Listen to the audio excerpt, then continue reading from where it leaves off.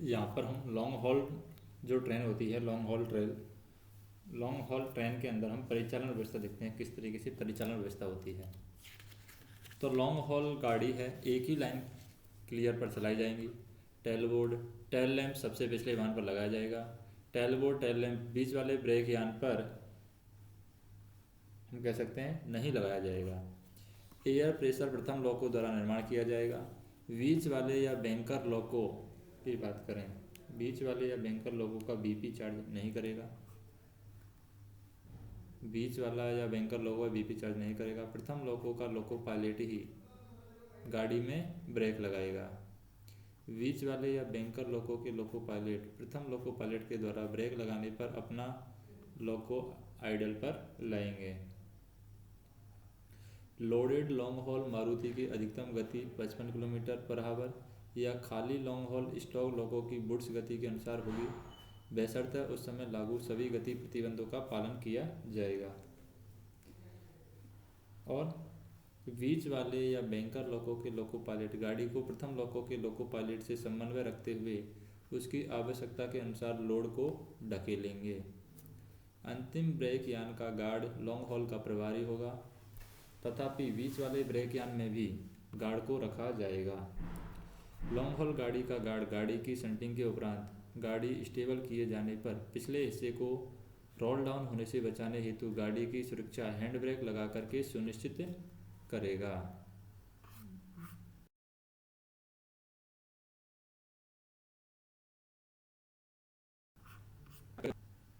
कौन? गाड़ी का गार्ड। गाड़ी का गार्ड वॉकी टॉकी पर लोको पायलट के साथ गति प्रतिबंध पार करने की सूचना एवं क्रॉसओवर पार करने की सूचना देगा। लॉन्ग हॉल गाड़ी मेल एक्सप्रेस गाड़ियों के समय के 45 मिनट के अंतराल में चलाई जाएंगी ताकि मेल एक्सप्रेस गाड़ियों के समय पालन पर इसका प्रभाव न पड़े। जहां तक संभव हो सेक्शन कंट्रोलर लॉन्ग हॉल गाड़ियों को थ्रू लाइन क्लियर दे ताकि पिछली गाड़ियों की रुकावट को टाला जा सके। लॉन्ग हॉल गाड़ी चलाने के लिए संचालन के बने सामान्य एवं सहायक नियम लागू होंगे। रैक बनाते समय यह ध्यान रखा जाए कि लोडेड रैक को पहले और खाली रैक को बाद में लगाया जाए। अन्य चीज़ें हम देखें यहाँ पर लॉन्ग हॉल गाड़ी में, लॉन्ग हॉल गाड़ियों से संबंधित किसी खराबी के कारण रुकावट होती है तो उसे अन्य लेखा पर बुक किया जाए। वशिष्ठ सेक्शन में प्रथम 10 लॉन्ग हॉल गाड़ियाँ चलाते समय इंजन में और पिछले ब्रेक यान में क्रमशः लोको निरीक्षक यातायात निरीक्षक को नामित करें। लॉन्ग हॉल गाड़ियों के संचालन की समीक्षा संयुक्त रिपोर्ट के आधार पर की जाएगी। मंडल द्वारा प्रस्तुत मदों के आधार पर इसकी समीक्षा की जाए।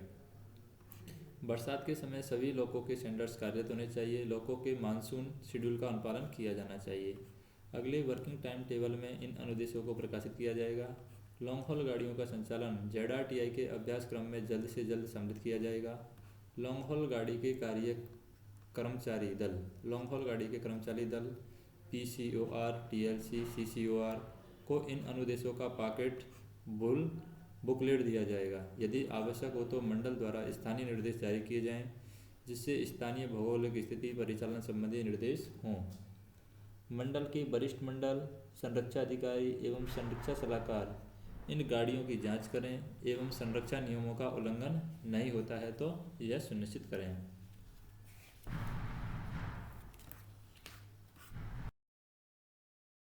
फिर हम देखते हैं boggy mounted brake cylinder. Boggy mounted brake cylinder air brake वैगनों के ट्रेन परीक्षण से संबंधित जानकारी। Boggy mounted brake system BTPN, VOXHL एवं VCNHL वैगनों में प्रयोग किए जा रहे हैं एवं दिनों दिन इन वैगनों की संख्या बढ़ती जा रही है। इन नए ब्रेक प्रणाली के संबंध में तकनीकी जानकारी पर्यवेक्षक एवं टेक्नीशियनों का देना आवश्यक है, जो इस प्रकार है। बॉगी माउंटेड ब्रेक सिस्टम की प्रमुख विशेषताएं हम देखें। प्रत्येक वैगनों के प्रत्येक बोगी पर 10 इंच व्यास के ब्रेक सिलेंडर का प्रावधान किया गया है और ब्रेक सिलेंडर में ही क्या किया गया है, ब्रेक सिलेंडर में ही डबल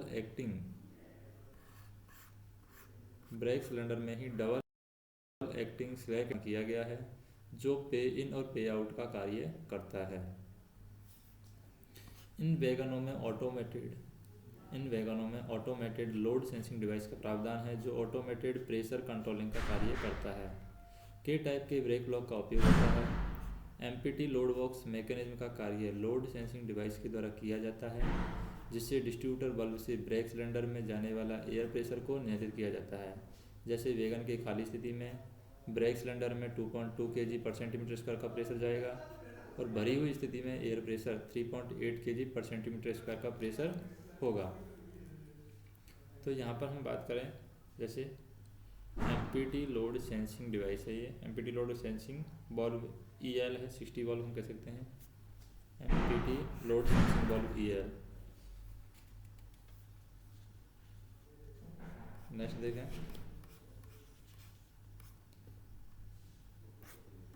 नेक्स्ट है हमारे पास में जैसे EL 60 बॉल्व है, ये EL 60 बॉल्व। इन वैगनों में पिस्टन स्ट्रोक खाली या भरी स्थिति में एक समान ही रहेगा, यानी 50 मिलीमीटर। ब्रेक सिलेंडर में ऑटोमेटेड पिस्टन स्ट्रोक इंडिकेटर का प्रावधान है। ब्रेक हेड आसानी से और जल्दी निकाला जा सकता है। ब्रेक लगी स्थिति और रिलीज स्थिति की जानकारी ब्रेक पिस्टन स्ट्रोक इंडिकेटर से पता लगाया जाता है या पता लगाया जा सकता है। फिर हम बात करें यहाँ पर जैसे ये क्या है, हमारा ब्रेक इंडिकेटर है, ये ब्रेक सिलेंडर में पिस्टन स्ट्रोक इंडिकेटर। नेक्स्ट हम देखें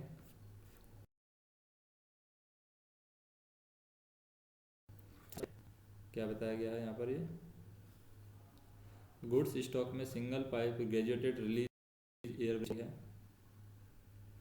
गुड्स स्टॉक में single pipe graduated release air brake system होगी। माउंटेड ब्रेक सिलेंडर का रेखांकित चित्र है यहाँ पर, जैसे कि यहाँ पर हम देखें ये है बीपी हॉर्स, ये पाम है, ये कटआउट एंगल कॉक है, ये ब्रेक पाइप है बीपी, ये 3 वे डर्ट कलेक्टर है यहाँ पर, 3 वे डर्ट कलेक्टर। यहाँ EL 60 बॉल्व है, ये कट ऑफ एंगल है, ये HP हाउस है, BP हाउस है, ये कॉमन पाइप ब्रैकेट है, सेंटर में कॉमन पाइप ब्रैकेट। ये यहाँ पर है ऑक्सिलरी रिजर्वायर, 100 लीटर का है ऑक्सिलरी रिजर्वायर। यहाँ पर है डिस्ट्रीब्यूटर बल्ब है विदाउट प्रेशर। फिर यहाँ पर ये दिया गया है फ्लेक्सिबल हॉस दिया गया है, और ये यहाँ पर नीचे हम देखें रिजर्वायर है जो कि EL 60 के लिए रिजर्वायर दिया गया है।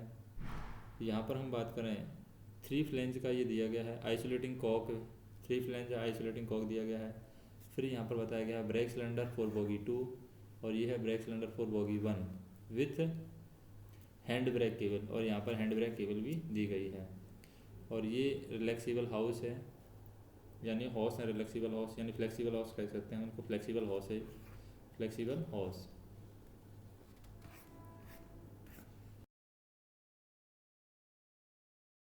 नेक्स्ट हम देखते हैं गुड्स स्टॉक में twin pipe graduated release air brake system वॉगी माउंटेड ब्रेक सिलेंडर का यहाँ पर रेखांकित चित्र है।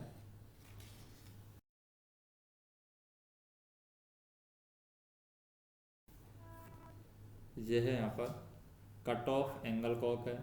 कट ऑफ एंगल के बाद में यहाँ पर ये है हमारा फीड पाइप हॉस, ये 3 वे डर्ट कलेक्टर है, ये फीड पाइप है। फिर यहाँ पर कट ऑफ एंगल कॉक है, ये फीड पाइप हॉस है। इधर हम देखें कट ऑफ एंगल कॉक है, ये है BP हॉस, ये है 3 वे डर्ट कलेक्टर, ये है हमारा ब्रेक पाइप का बाद में ये है कट ऑफ एंगल, ये है BP हॉस। ये यहाँ पर हम बात करें ये है चेक बल्ब है, ये यहाँ पर आइसोलेटिंग कॉक है चेक बल्ब। ये यहाँ पर हम देखें ये है कॉमन पाइप ब्रैकेट, यहाँ पर है डिस्ट्रीब्यूटर बल्ब फ्लेक्सिबल हाउस। ये है यहाँ पर रिजर्वायर फॉर EL 60, यहाँ पर 3 फ्लैंग है, isolating cock with flexible hose के साथ में दी गई है, फ्लेक्सिबल हाउस।